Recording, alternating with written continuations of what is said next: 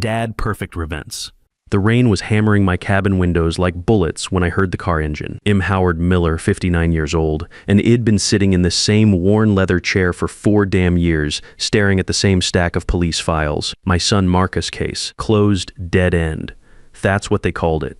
But somebody was driving up my logging road at 11 p.m. in weather that would make a sane person stay home. I set down my whiskey glass and squinted through the rain-streaked window. Mercedes sedan, black, expensive. Nobody I knew drove cars like that. The engine shut off and I watched a tall figure sprint through the downpour to my porch. The knock came hard and urgent. 3 sharp raps that made my chest tighten. After 4 years of living like a hermit on Vancouver Island, visitors meant one thing: bad news. I opened the door and there stood Stanley Cooper, my brother. The brother I'd told never to contact me again 15 years ago when he screwed me out of Dad's construction business. He was soaked through, his gray hair plastered to his skull, but those eyes were the same, sharp, always scheming. Howard, he said, like Wed talked yesterday, instead of spending 15 years in silence. You've got some nerve showing up here. I was already moving to slam the door, but his hand shot out and stopped it. Get in the car, Howard. I know where Marcus is. The world tilted. 4 years of grief, 4 years of dead-end investigations, 4 years of watching my daughter-in-law, Jessica, collect that $2 million life insurance payout while she kept my granddaughter Dorothy away from me. And now Stanley, the brother who'd stolen from me, was standing on my porch claiming my dead son was alive. You better explain yourself real quick before I throw you off my property. Stanley glanced back at the Mercedes, water streaming off his expensive coat.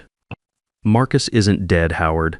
Your daughter-in-law and that developer Victor Kane have been keeping him drugged up in some private facility. They've been embezzling from his software company for years. Marcus found out, so they made him disappear. I gripped the door frame, Jessica. Sweet little Jessica Hod married Marcus 5 years ago and given me my granddaughter. Jessica Hod cried at the memorial service and talked about how much Marcus loved Dorothy. Jessica Hod moved on awful quick with that slick real estate developer Victor Kane. Prove it, I said.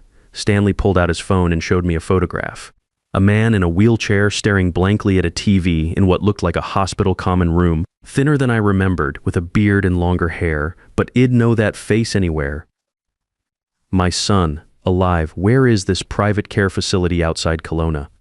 His listed as David Patterson, admitted 4 years ago after a supposed hiking accident, no family, no visitors. Bills paid by a trust that traces back to Victor Kane's development company. I couldn't breathe. All this time, all the guilt about not being there for the skiing trip, all the nights wondering if I could have done something different, and Marcus had been alive. Locked away, a prisoner. What did they do to him? Heavy sedatives, antipsychotics. Enough to keep him confused and docile. The staff thinks has a brain injury patient. They're not in on it, but someone's been managing his medication to make sure he never gets lucid enough to remember who he is or ask the right questions. I grabbed my coat from the hook by the door. Let's go. Stanley held up his hand. Howard, wait, there's more. I've been working as a private investigator for the past 8 years, and I've been building a case against Jessica and Foster for 6 months. I've got bank records, offshore accounts, communications. This isn't just about getting Marcus out. This is about destroying them the right way. As we drove through the storm toward Kelowna, Stanley laid it all out. After his business went under 15 years ago, head hit rock bottom. Lost his house, his marriage, his self-respect. Started doing private investigation work to pay the bills and discovered he was good at finding things people wanted to stay hidden. 2 years ago, Head seen Jessica on the news at some charity gala. She was all dressed up with Foster, giving a speech about coping with loss while wearing jewelry that cost more than most people's cars. Something about it didn't sit right. I remembered Foster from the old days, Stanley said, taking the curves faster than was safe on the wet road. When I still had the construction business, I bid on one of his projects. Never got it, but I remembered him. He was dirty even then. Kickbacks, bribes, the whole playbook. So Stanley started digging. Jessica had been Marcus' CFO before they married. She had access to all the company accounts. Foster had been wooing her for months before Marcus' disappearance, feeding her information about offshore banking and shell corporations. Look at this. Stanley handed me a manila envelope thick with documents, bank statements from the Cayman Islands, wire transfers from Marcus' company to shell corporations in Panama, email chains between Jessica and Foster going back 3 years. They'd been bleeding Marcus' company dry, transferring money to accounts Jessica controlled. When Marcus started noticing irregularities in the quarterly reports, they knew they were in trouble. The email from Marcus to Jessica, dated 2 days before his disappearance, was damning. Audit discrepancies urgent. Need explanation for Panama transfers by Friday or bringing in federal investigators. They tried to kill him at first, Stanley continued, but killing someone in the mountains and making it look like an accident is harder than it sounds. Too many variables. So they did something smarter. They made him disappear and convinced everyone he was dead while keeping him alive but useless. I studied the bank records by the dim interior light. The numbers were staggering. Over $800,000 moved through shell companies over 2 years. Jessica's signature on transfer authorizations. Foster's company receiving consulting fees that never made sense for a software business. How'd you get all this? I've got contacts from my PI work, people who specialize in financial investigations. Plus, I learned a few things about computer forensics. Jessica wasn't as careful as she thought. By the time we reached the facility, Stanley had walked me through every detail of the evidence Head gathered. This wasn't just a rescue mission. This was a coordinated operation to take down a criminal conspiracy that had stolen 4 years of my son's life and nearly $1 million from his company.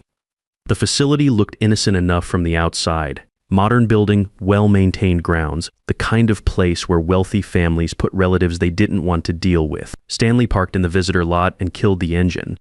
Remember, we're here to see David Patterson. You're his long-lost uncle. We're emotional about finally finding him through one of those DNA ancestry websites. We're helpful, cooperative, not threats. The young woman at the reception desk bought Stanley's story completely. Had done this before, I realized. The forged documents from the trust administrator looked legitimate. She led us down a hallway that smelled like industrial cleaner and cafeteria food. Mr. Patterson is usually in the common room this time of evening, she said. He enjoys the nature programs, very peaceful. And there he was in a wheelchair by the window overlooking the dark lake. Marcus, my son, wearing sweatpants and a faded t-shirt, his hands motionless in his lap, staring at some nature documentary but seeing nothing. I approached slowly, my police training kicking in. Don't spook the subject. Keep everything calm and controlled. 35 years as a cop teaches you how to read people, how to approach someone who might be fragile. David, I said, pulling up a chair next to his wheelchair. My name is Howard. This is Stanley. We're your family. We've been looking for you for a long time. Marcus' eyes drifted from the television to my face. Slow, like moving underwater. There was no recognition there, just chemical fog. But when I took his hand in mine, something flickered. A ghost of the boy who used to fish with me off my dock. Dad? He whispered. So quiet, I almost missed it. Then his face twisted in confusion. No, I don't. They said I don't have family. They said I'm alone. They lied, son. They've been lying to you for 4 years. That's when Dr. Carl Reed showed up. Mid-40s, expensive haircut, white coat, and the kind of smile that sets off every cop instinct he'd ever developed. He strode across the common room like he owned the place, which he probably did.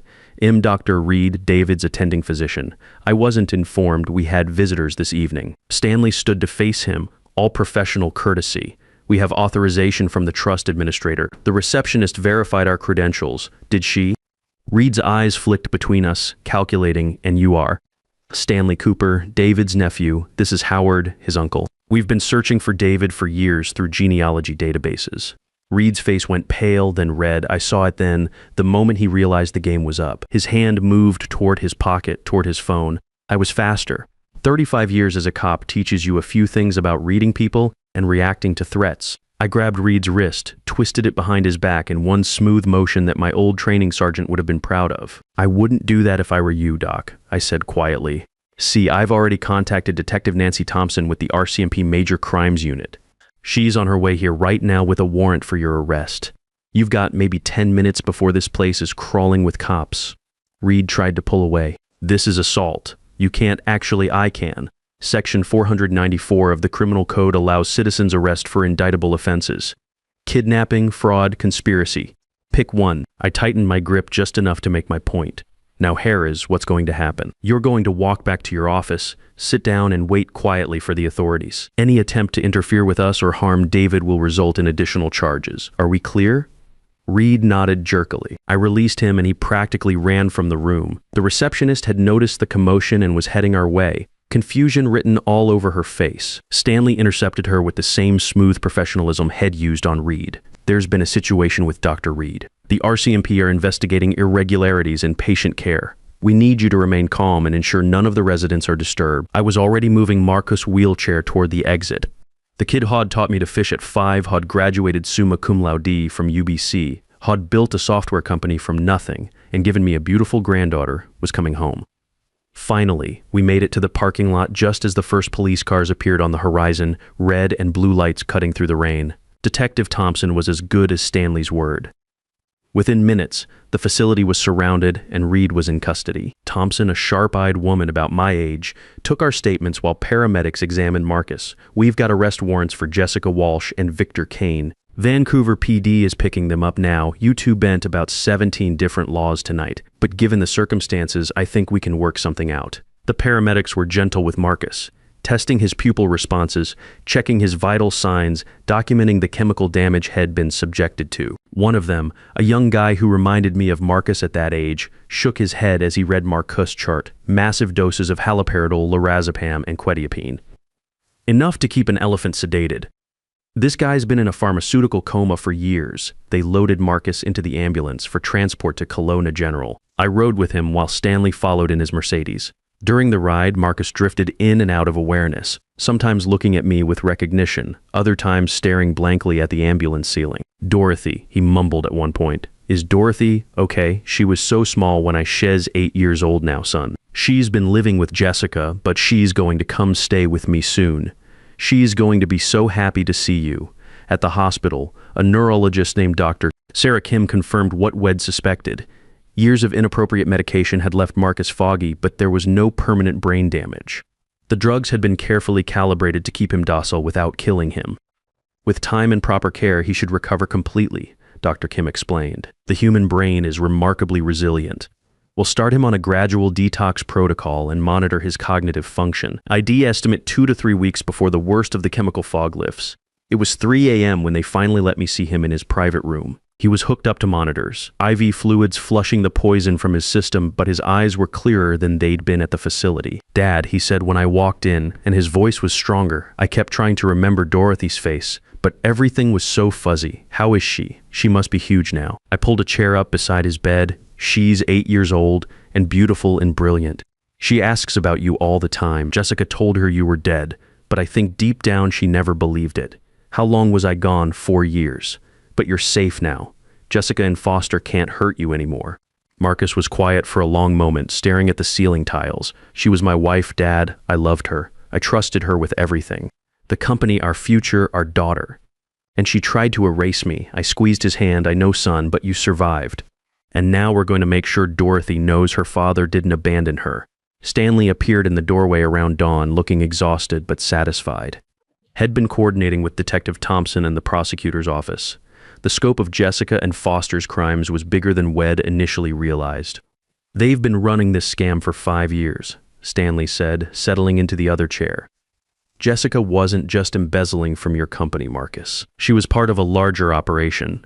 Foster's been using his development projects to launder money for organized crime. Jessica provided the tech infrastructure and financial expertise." How much, Marcus asked, total? "Close to $3 million across multiple companies and investors. Your company was just one target. The $800,000 they stole from you was small potatoes compared to their other operations." The prosecutor was treating it as a RICO case. Racketeering, money laundering, kidnapping, conspiracy. Jessica and Foster were looking at 25 to life if convicted.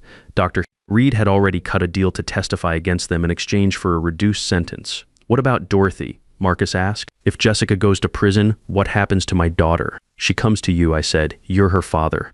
And if you need help while you recover, she can stay with me on the island. I've got plenty of room and she loves fishing off my dock." Over the next 2 weeks, Marcus' recovery was remarkable.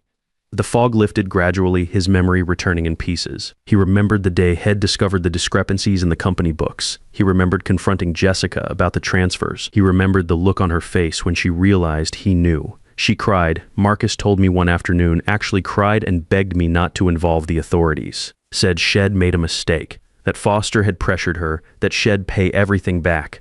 I almost believed her. "What changed your mind?" "I found the second set of books Shed been hiding. This wasn't a mistake. This was systematic theft going back 2 years. I told her I was calling the FBI in the morning."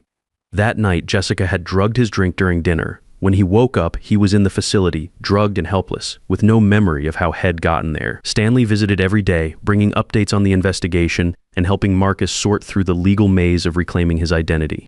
The two of us had started talking again, really talking. For the first time in 15 years, the anger was still there, but it felt smaller now, less important than family. I should have looked for him sooner, Stanley said one evening as we sat in the hospital cafeteria. When I heard about the skiing accident, something felt off. But I was so wrapped up in my own problems, my own guilt about what happened between us. You found him, I said. That's what matters. You found him and you brought him home. The breakthrough came on a Tuesday morning. Dorothy was in school, Jessica was in jail awaiting trial, and I was sitting with Marcus when his phone rang. Head gotten it back from the police evidence locker the day before, along with his wallet and the rest of his personal effects. The caller ID said Dorothy's school. Marcus stared at the phone for a long moment before answering. Hello, Mr. Miller. This is Principal Watson at Dorothy's school. I'm calling because Dorothy seems quite upset today. She keeps asking to call her grandfather Howard, and she mentioned something about her father coming home. I wanted to check if everything is all right. Marcus looked at me, tears starting to form in his eyes. This is David Brooks, Dorothy's father. I've been away for 4 years. I'm in the hospital right now, but I'm okay. I'd very much like to speak with my daughter. There was a long pause on the other end. I'm sorry, Mr. Miller, but our records show that Dorothy's father is deceased. Mrs. Foster is listed as her guardian, and she specifically instructed us not to allow contact with anyone claiming to be. Jessica Foster is in jail, I interrupted, taking the phone from Marcus. This is Marcus Brooks, Dorothy's grandfather. Jessica and her accomplice Victor Kane have been arrested for kidnapping and fraud. My son Marcus was held against his will for 4 years, but he's alive and recovering. Detective Nancy Thompson with the RCMP can verify everything I'm telling you. Another pause. I'll need to make some calls. Can Dorothy reach you at this number? Yes. And Principal Watson? Dorothy's been through enough. She deserves to know her father is alive. 30 minutes later, my phone rang. Dorothy's voice was small and scared. Grandpa Howard, the principal said my daddy might be alive, but Mommy said he died in the mountains. Your mommy lied to you, sweetheart. Your daddy is right here with me. He's been sick, but he's getting better. Do you want to talk to him? Yes, she whispered. I handed the phone to Marcus. He took a deep breath and spoke softly.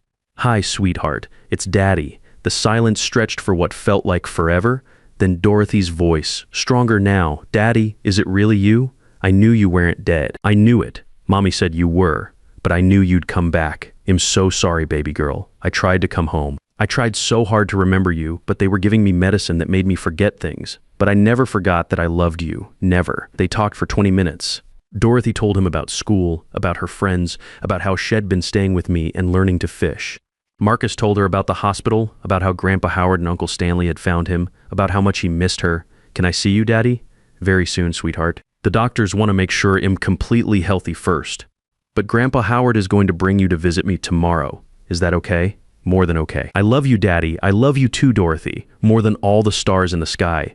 The next day, I brought Dorothy to the hospital. She had been nervous during the drive, chattering nonstop about school and her friends and whether Marcus would remember her favorite color, purple, or the song he used to sing to her at bedtime.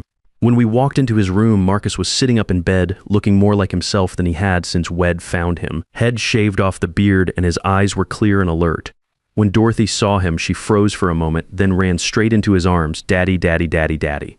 I stepped back into the hallway, giving them privacy. Stanley was there, had driven up from Vancouver to be present for the reunion. We stood side by side, watching through the window as Marcus held his daughter, both of them crying, both of them whole again. Hell of a thing, Stanley said quietly. Yeah, hell of a thing. Jessica and Eugene were denied bail. Their trial was set for the following year, but with the evidence Stanley had gathered and Dr. Reed's testimony, the outcome wasn't in doubt. The prosecutor was confident they'd get 20 to 25 years minimum. Marcus moved in with me and Dorothy on Vancouver Island while he recovered and rebuilt his life. The first few weeks were challenging. He'd have nightmares, wake up confused about where he was, convinced for terrifying moments that he was still trapped in that facility. But slowly, gradually, he came back to himself. Started laughing again, started planning for the future. Dorothy adjusted better than any of us expected. The family therapist said children are remarkably resilient, especially when they feel safe and loved. She'd wake up every morning and run to Marcus' room just to make sure he was still there. Stanley visited most weekends, bringing groceries and takeout and a willingness to just be present. He taught Dorothy how to tie fishing knots, helped Marcus sort through the legal maze of reclaiming his company and his assets. The 15 years of silence between us started to feel like something we could move past. "I owe you everything," I told Stanley one evening as we sat on my porch watching Dorothy and Marcus fish off the dock. "You brought my son home. You brought my family back together. We brought him home," Stanley corrected, "and Howard, I owe you something too. 15 years ago, when I bought out your share of Dad's company, I knew I was screwing you. I knew you needed that money for Marcus College, but I was angry and bitter, and I convinced myself you deserved it. I've regretted it every day since." I nodded slowly. "We were both angry, both stubborn, but that's done now. What matters is we're family, and family takes care of family." One evening in late September, the four of us sat on my porch watching the sun set over the water. Dorothy was curled up against Marcus' side, half asleep after a long day of fishing and exploring the beach. Stanley nursed a beer while I worked on my second whiskey of the night. "I've been thinking about what comes next," Marcus said. "The doctors cleared me for normal activities, and the legal stuff with the company is almost sorted out, but I don't want to just go back to running a software business. I want to do something that matters." "Like what?" I asked. "I want to help people like me, people who've been wrongly committed or whose families have hidden them away, people who've fallen through the cracks. I want to use what happened to me to make sure it doesn't happen to anyone else." Stanley leaned forward. "I've got contacts in the PI world, people who specialize in missing persons cases, wrongful commitments. If you're serious, I could make some introductions." "I'm serious. I've never been more serious about anything in my life." Dorothy stirred against his side. "Will you still have time for me, Daddy?" Marcus kissed the top of her head. "Sweetheart, I've got nothing but time for you. But yeah, he'll probably be working on this too. Is that okay?" "It's okay," she said sleepily, "as long as you come home, always." Marcus promised. "He'll always come home." I looked at my son, my granddaughter, my brother, my family broken and rebuilt, scarred but surviving. The rain had stopped, the storm had passed, and for the first time in 4 years, I could see the horizon clearly again. It wasn't the ending Eid imagined when this all started, back when I was sitting alone in that cabin convinced Eid lost everything that mattered. But it was an ending that felt earned, real, honest. Sometimes that's all you can ask for. Sometimes that's enough. Sometimes the people closest to you can be the most dangerous enemies, but family blood runs deeper than betrayal. And when you fight for what's right, even broken relationships can heal. A father's love never dies. An experience earned through years of hard work still has power. Age and wisdom can triumph over youth and greed when justice is on your side.